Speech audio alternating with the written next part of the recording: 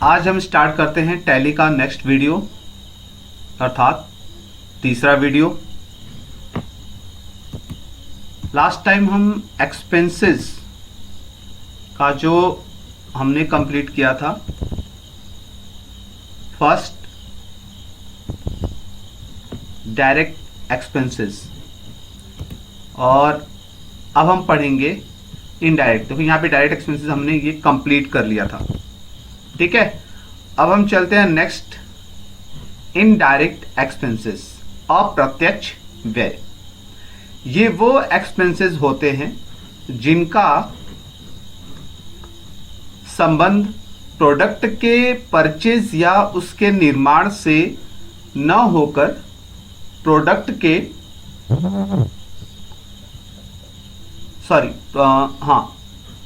निर्माण से न होकर प्रोडक्ट का सेल और उसके ऑफिस से संबंधित एक्सपेंसेस से होता है। ऐसे एक्सपेंसेस का प्रभाव सेल किए जाने वाले प्रोडक्ट की लागत पर बिल्कुल भी नहीं होता।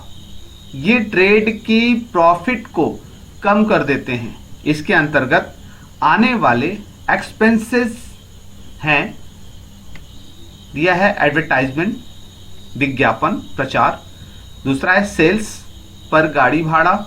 तीसरा है सेल्स रिप्रेजेंटेटिव को दिया जाने वाला सैलरी।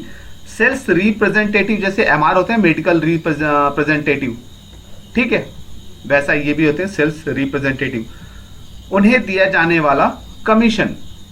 ऑफिस एम्प्लॉय को, मतलब कर्मचारी को दिया जाने वाला सैलरी। इलेक्ट्रिसिटी बिल, कस्टमर को दी जाने वाला डिस्काउंट, दिया जाने वाला डिस्काउंट। कैपिटल और ऋण, इंटरेस्ट, ब्याज, डायरेक्ट और डिस्क्रिप्शन, मूल्य ह्रास, बैड डेब्ट्स, जो डूब जाता है पैसा। तो ये सारा चीजें जो बताई, सारी चीजें बताई है, ये इनडायरेक्ट एक्सपेंसेस होते हैं। देखिए ध्यान समझना, मैं इसको एकदम सरल भाषा में समझाता हूं आपको कि अगर आपका कपड़े का व्यवसाय है, ठीक है, तो उस पे जो भाड़ा लगता है आने ले जाने में, प्रचार करने में, है ना, और आपने एक ऐसे कर्मचारी को रखा है जो कि आपके दुकान का प्रचार करता है घूम घूम के, है ना। ऐसा कोई व्यक्ति है जो कि अनेक बहुत सारे मार्केट में जा जाके आपके दुकान का प्रचार करता है, आपके दुकान के सामान का भी प्रचार करता है, तो उसको सेल्स रिप्रेजेंटेटिव बोलते हैं, ठीक है। तो उसको भी सैलरी दिया जाता है और कमीशन भी दिया जाता है, क्योंकि अगर वो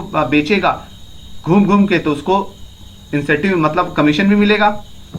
और उसको और दूसरा क्या होता है कि ऑफिस एम्प्लॉय को दी जाने वाली सैलरी, जो कर्मचारी रखे रहते हैं दुकानों में, है ना, कि भाई सेल्स होती है तो कई सारे रखे जाते हैं ना आदमी लोग, उनको भी जो आपको ये दिया जाता है, आप जो देते हो उसका कर्मचारियों को सैलरी, ठीक। कस्टमर को दी जाने वाली डिस्काउंट, अगर छूट वगैरह जो दिया जाता है ना। और सबसे बड़ी बात क्या होती है कि ऐसे आपने जो उधार दिया है, बहुत जन पैसा खा के बैठ जाते हैं, नहीं देते हैं, है ना। जब वो नहीं देते हैं तो वो डूब जाता है पैसा, वो भी इनडायरेक्ट एक्सपेंसेस में आता है, ठीक। अगर कोई आ गया कस्टमर को, आपने चाय पानी पिला दिया, मीठा खिला दिया, है ना, तो ये सारा खर्चा क्या होता है, इनडायरेक्ट अप्रत्यक्ष व्यय होता है। ये क्या करता है कि आपके जो प्रॉफिट है ना, आप जो कमाते हो उसमें ही से आएगा ना, सीधी सी बात है वो। इसीलिए अगर ज्यादा करते हैं ना कि अगर कम कमाई है और ज्यादा खर्चा है ना, तो डूब जाता है पैसा, है ना, आपका दुकान डूब जाती है, बिजनेस डूब जाता है। क्लियर। तो ये इनडायरेक्ट एक्सपेंसेस होता है बेटा। अब लेसन 3 में चलते हैं, ठीक है। यहां दिया है राजस्व। गुड्स एंड सर्विस मार्केट में सेल करने पर उससे जो प्राप्ति होती है वो रेवेन्यू कहलाती है। अब समझना इस चीज को, रेवेन्यू होता क्या है, ध्यान समझना। जैसे आपने एक शर्ट बेचा, ठीक है, 600 का एक शर्ट बेचा, तो 600 रुपए जो आपको प्राप्त हुए उसको राजस्व बोला जाता है, उसको रेवेन्यू बोला जाता है अकाउंटिंग की भाषा में, टैली की भाषा में। दिमाग में रखना, आगे और क्लियर होगा। अब आगे चलते हैं। नेक्स्ट क्या दिया है, इनकम, आय। कोई गुड्स या सर्विस को मार्केट में सेल करने पर उससे जो रेवेन्यू प्राप्त होता है उसमें से एक्सपेंसेस को घटाने के बाद जो राशि बचती है उसे आय या इनकम कहते हैं। ठीक है, अब इसको मैं समझाता हूं कि ये कैसे आपको समझ में आएगा। अब मैं एक एग्जांपल आपको देता हूं, ध्यान देखना आप कि मान लो ये शर्ट है, 700 रुपए का आपने बेचा है और उसमें आपका खर्चा आया है एक्सपेंसेस कितना, 250 रुपए का, और यहां आपको निकालना है इनकम, INCOM, इनकम मतलब आय, कितना आपको प्रॉफिट हुआ, आय हुआ। भाई सामान कोई आप बेचोगे तो आप लाभ के लिए बेचोगे ना, प्रॉफिट के लिए बेचोगे ना, तो उसमें कितना हुआ। अब देखते हैं यहां से हम क्या करें, 700 में से 250 घटा देंगे तो ये क्या निकल आएगा बेटा, इनकम निकल आएगा। इसको कैसे निकालेंगे, एक्सेल आपने पढ़ाई है, निकालते हैं इज इक्वल टू, ओके, तो यहां पे क्लिक करते हैं 700, फिर देते हैं -250, ठीक है, अब एंटर मारते हैं, आ गया 450 रुपए, ये इनकम हो गया। क्लियर। तो यहां पे बोला है कि ये जो है 700 रुपए शर्ट जो बेचा आपने, ये राजस्व कहलाता है, रेवेन्यू कहलाता है। ठीक है, रेवेन्यू में से एक्सपेंसेस 250 रुपए घटा दिया जाएगा तो आपको इनकम प्राप्त हो जाएगा। क्लियर। अब आगे चलते हैं, आगे क्या दिया है कि एक्सपेंसेस को घटाने के बाद जो राशि बचती है उसे आय या इनकम कहते हैं। यहां इनकम दो प्रकार के होते हैं, ये भी दो प्रकार का है, इसको भी पढ़ लेते हैं।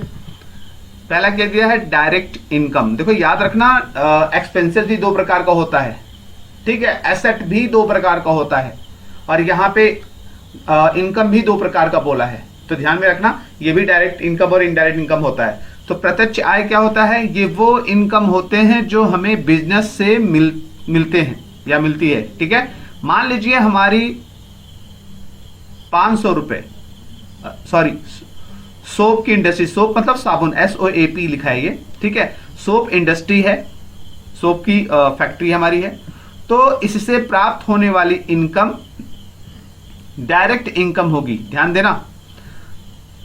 अब यहां पे दिया है मेन बिजनेस के अलावा जो हमारी अदर इनकम होती है उसे इनडायरेक्ट इनकम कहते हैं। तो इनडायरेक्ट का बाद में पढ़ते हैं, पहले ये समझना, ये वाला चीज ये थोड़ा अलग से लिख दिया गया है कि डायरेक्ट इनकम क्या होता है, जो मुख्य बिजनेस आपका होता है, जैसे कपड़े का धंधा है या सोप इंडस्ट्री है या आपका मान लो साबुन का फैक्ट्री है। ठीक है, साबुन की अगर फैक्ट्री है तो मेन मुख्य बिजनेस है आपका, उससे जो आपको प्रॉफिट होता है, इनकम होती है, उसे डायरेक्ट इनकम कहते हैं।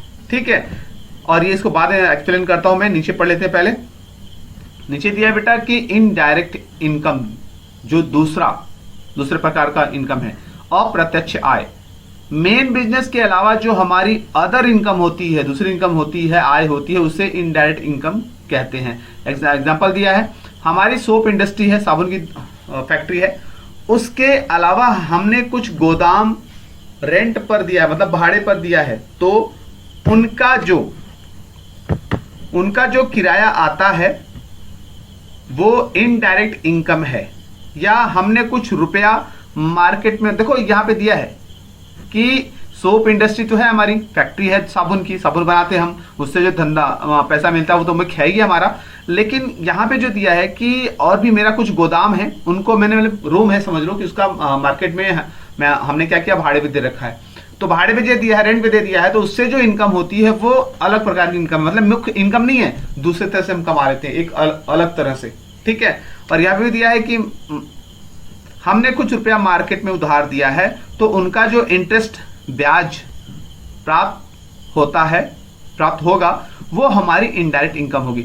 अगर सरल भाषा में बोले तो बेटा कि अगर कपड़े की दुकान है या साबुन इंडस्ट्री है, ये मुख्य बिजनेस है, इससे जो हमें प्राप्त होता है वो हमें डायरेक्ट इनकम कहलाता है। लेकिन अदर और कहीं किसी तरीके से हम पैसा जो कमा लेते हैं, है ना, तो वो जो दूसरे तरीके से पैसा कमाते हैं वो पैसा क्या कहलाता है, हम गांव की भाषा में साइड इनकम बोलते हैं ना, नहीं, तो इसको बोला जाएगा बेटा इनडायरेक्ट इनकम, अप्रत्यक्ष आय।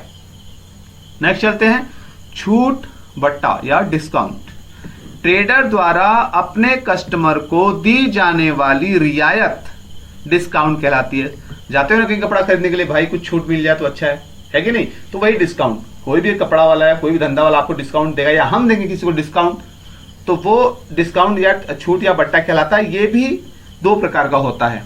पहला क्या दिया है कि ट्रेड डिस्काउंट, व्यापारिक छूट।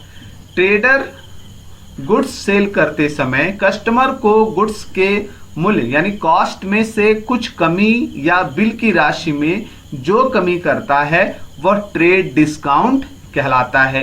यह डिस्काउंट कस्टमर को अधिक गुड्स परचेस करने के लिए प्रेरित करने हेतु दी जाती है। यह डिस्काउंट गुड्स के विक्रय मूल्य में से कुछ निश्चित परसेंटेज के रूप में दी जाती है।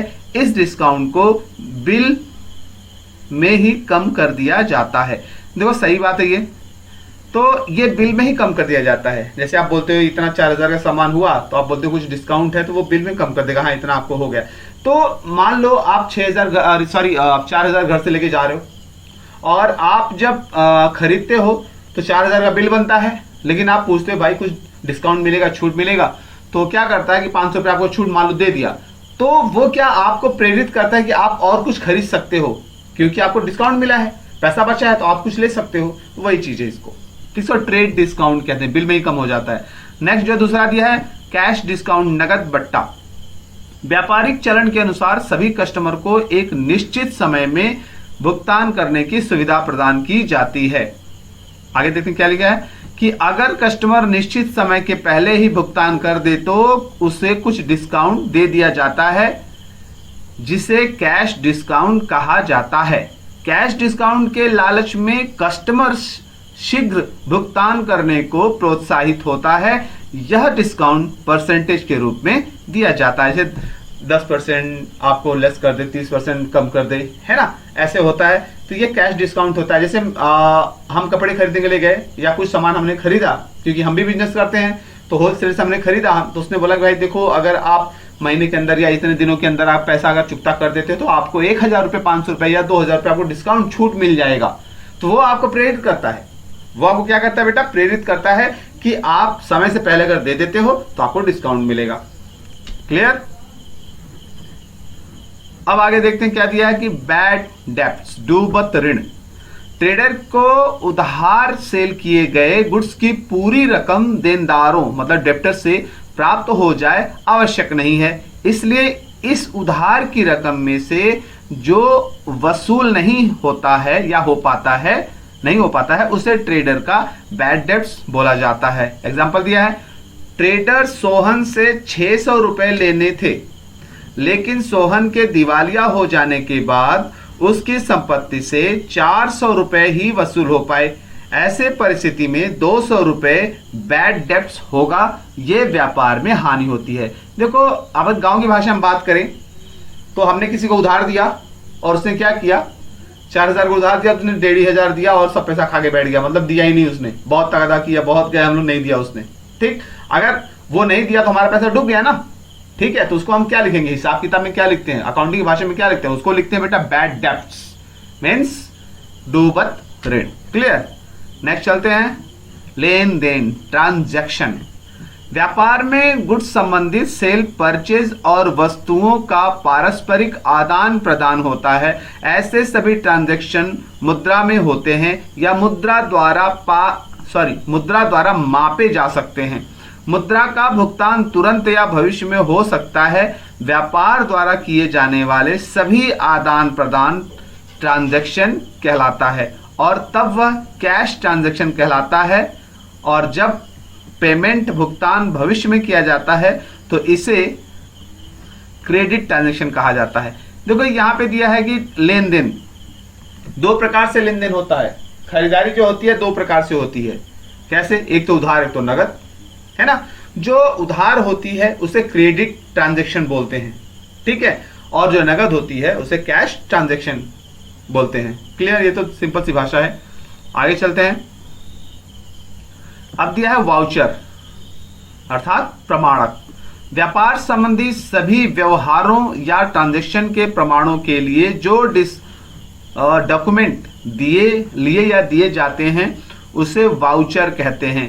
क्रेडिट अर्थात उधार, परचेज, सेल्स के लिए, बिल रुपए के लेन देन के लिए, रसीदों बैंकों में जमा करने के लिए स्लिप और बैंक से पैसे विथड्रॉ निकालने के लिए चेक आदि सभी वाउचर या प्रमाणक कहलाते हैं।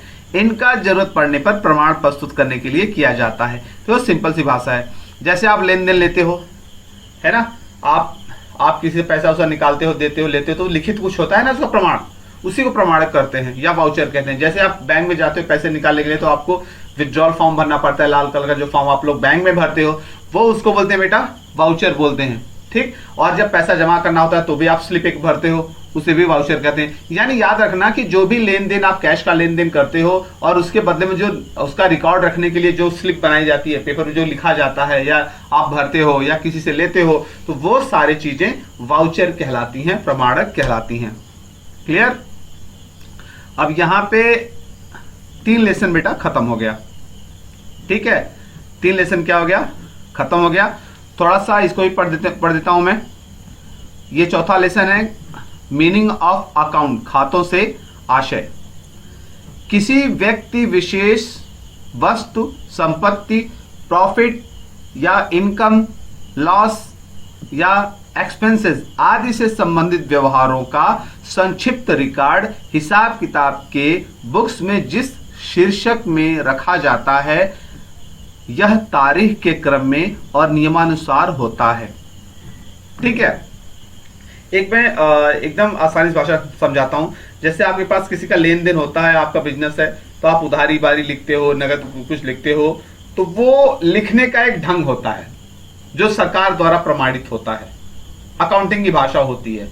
नॉर्मल जो हम लोग लिखते हैं तो नॉर्मल हम लोग अपनी भाषा में चाहे जैसे लिखें, लेकिन एक अकाउंटिंग की भाषा होती है जो प्रमाणिक भाषा होती है, सरकार द्वारा मान्यता प्राप्त भाषा होती है।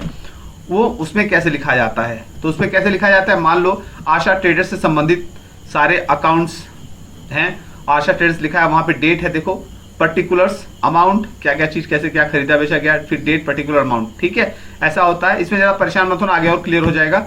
अब आगे बढ़ते हैं। सभी लेन देन का हिसाब किताब पुस्तकों में एक स्थान पर संक्षिप्त में लिखा जाएगा, ठीक है, लिखा जाएगा। उसे आशा ट्रेडर्स का अकाउंट कहेंगे। मतलब किसी एक व्यक्ति का, है ना, किसी एक व्यक्ति का खाता बना के उसका पूरा हिसाब किताब लिखते हैं। और किस ढंग से लिखते हैं ये बताया गया है। अकाउंट के 2 पक्ष होते हैं। नाम पक्ष, मतलब जिसे डेबिट साइड कहा जाता है, और दूसरा होता है जमा पक्ष यानी क्रेडिट साइड।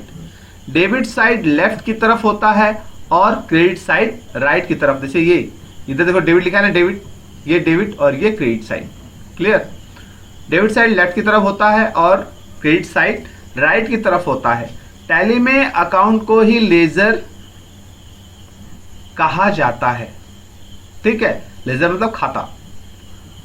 डेबिट अर्थात नाम, जब किसी अकाउंट के नाम पक्ष में प्रविष्टि की जाती है, मतलब एंट्री की जाती है, तो इसे नाम या डेबिट करना कहते हैं। इंग्लिश लैंग्वेज में इसका संक्षिप्त रूप DR होता है। क्लियर। आगे और क्लियर हो जाएगा।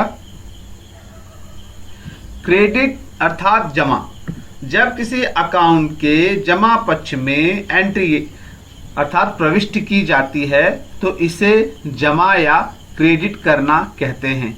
इंग्लिश में इसका संक्षिप्त रूप CR होता है, ठीक है। आगे और क्लियर होगा। Classification of accounts. अच्छा, ये जो आपको है वो आपको समझ में आ जाएगा, मैं प्रैक्टिकल कराऊंगा ना तो क्लियर हो जाएगा कि नाम पक्ष जो होता है वो डेबिट कहलाता है, ठीक है। और जमा पक्ष, जहां पैसा जमा होता है, वो उसको हम क्रेडिट पक्ष कहते हैं। भाई किसके नाम खाता में जमा और उसका नाम तो होगा, नाम होगा तो डेबिट, पैसा जो होता है वो क्रेडिट होता है। आगे और क्लियर होगा आप लोगों को। क्लासिफिकेशन ऑफ अकाउंट, ठीक है। अब ये खातों का विवरण। खाते जो होते हैं 3 प्रकार के होते हैं। क्लियर। खाते जो होते हैं 3 प्रकार के होते हैं। Personal account, real account, nominal account. व्यक्तिगत खाते, व्यक्तिगत खाता, वास्तविक खाता और नाम मात्र खाता। अब इसके अंतर्गत कितने खाते को बता, यहां पे सामने दिया है पर्सनल अकाउंट के अंतर्गत capital account, drawing account, Ram account, Asha traders account, ABC limited या बैंक अकाउंट। अब ये क्या है, व्यक्तिगत खाते, नाम से संबंधित जितने भी खाते होते हैं, जो राम है, श्याम है, या कैपिटल है, ड्राइंग है या बैंक है, ये सब रट्टा मार लेना कि पर्सनल अकाउंट के अंतर्गत कौन कौन से खाते आते हैं। ठीक है, आपको याद कर लेना है, ये दिमाग में रखना। अब रियल अकाउंट क्या कहता है कि ये जो बोलता है कि प्रॉपर्टी, संपत्ति से संबंधित सारे खाते इसके अंतर्गत आएंगे। किसके अंतर्गत? रियल अकाउंट के अंतर्गत। जैसे कैश अकाउंट, ये भी संपत्ति है, फर्नीचर ये भी संपत्ति है, मशीनरी ये भी संपत्ति है, बिल्डिंग ये भी संपत्ति है, लैंड मतलब जमीन ये भी संपत्ति है, मोटर, भाई मोटर ही होता है, मशीन, ठीक है, जो चलाते होते हो वो भी रियल अकाउंट के अंतर्गत आएगा। ये भी रट्टा मार लेना, क्योंकि इसके बल पे ही आगे बढ़ना है। देखो टैली में 4 या 5 चैप्टर तक आप अगर रट्टा मार लेते हो तो पूरा टैली आराम से आ जाएगा आपको। लेकिन याद रखना 4-5 में अगर रट्टा नहीं मारते हो तो आप तकलीफ में रहोगे। ठीक है, यहाँ पे नॉमिनल अकाउंट, नाम मात्र खाता, इसमें interest account, discount account, commission account, wages account, purchase account, sales account आते हैं इसके अंतर्गत। ये नॉमिनल क्या कहता है कि मेरे अंतर्गत प्रॉफिट और लॉस से संबंधित जो खाते हैं वो मेरे अंतर्गत आएंगे। ठीक है, आगे और डिटेल में मिलेगा, आपको पूरा क्लियर हो जाएगा। लेकिन ये तीनों जो है पर्सनल, रियल एंड नॉमिनल, आपको एकदम याद होना चाहिए, रट्टा होना चाहिए। ये मैं पूछूंगा इंटरेस्ट अकाउंट किस अकाउंट के अंतर्गत आता है, बोलिए नॉमिनल अकाउंट के अंतर्गत। मैं पूछूंगा कि ड्राइंग अकाउंट किस अकाउंट के अंतर्गत आता है, पर्सनल अकाउंट के अंतर्गत। या मशीन अकाउंट किस अकाउंट के अंतर्गत आता है, रियल अकाउंट के अंतर्गत। मैं ऐसी बार बार पूछूंगा वेजेस अकाउंट किस अकाउंट के अंतर्गत आता है, नॉमिनल अकाउंट के अंतर्गत। आपको बताना होगा आशा ट्रेडर्स, ये नाम संबंधित अकाउंट जो किस अकाउंट के अंतर्गत आएगा, आप बोलोगे पर्सनल अकाउंट के अंतर्गत। ये पूरा याद होना चाहिए, ये दिमाग में रखना, बार बार बोल रहा हूँ, याद होना चाहिए। अब आगे चलते हैं, थोड़ा सा क्या दिया है। अब यहाँ पे क्योंकि यहाँ बेटा टाइम ज़्यादा हो रहा है, 20-25 मिनट तक बनाऊंगा तो अच्छा रहेगा, क्योंकि आपको समझाना भी होता है। तो यहाँ तक मैं इसको स्टॉप करता हूँ। ये रट्टा मार लेना, आगे की जो इसका डिटेल है, जैसे पर्सनल अकाउंट है, फिर रियल अकाउंट का डिटेल आगे मिलेगा आपको, यहाँ पे पूरा डिटेल मिलेगा। देखो रियल अकाउंट का भी है, पर्सनल अकाउंट का डिटेल है, ये आपको नेक्स्ट वीडियो में मिलेगा। लेकिन ये पहले आप रट्टा मार लेना, क्लियर? ये आप रट्टा मार लोगे तो बेहतर रहेगा, नहीं तो समझ में नहीं आएगा आपको। ये दिमाग में रखना, हमेशा समझना बेटा कि ये जो 4-5 चैप्टर है टर्मिनोलॉजी का है आपका, अभी जो खत्म हुआ, ये एकदम याद कर लेना। आगे फिर क्लासिफिकेशन ऑफ अकाउंट से इसको भी रट्टा मार लेना। ठीक है, और आगे और भी कुछ मिलेंगे जो कि आपको रट्टा मारना है। हालांकि मैं समझाते भी चल रहा हूं, लेकिन रट्टा मारना भी जरूरी है। अगर आप किसी चीज को समझ जाते हो, समझ के अगर रट्टा मारते हो, आराम से याद हो जाएगा।